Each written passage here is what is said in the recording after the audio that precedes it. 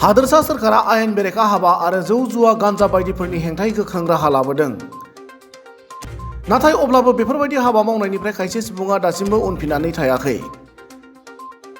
बेबादि समावनो थांनाय हराव मोनसे स्रोद सुलुंनि बिथा खालामनानै गसाइगाव महकुमानि पुलिस बेंगिरि हिरेन कुमार डेकानि दैदेननाय पुलिसनि मोनसे हानजाया सेबनानै ब्राउन सुगारजों लोगोसे सानै सुबुंखौ हमनो हायो।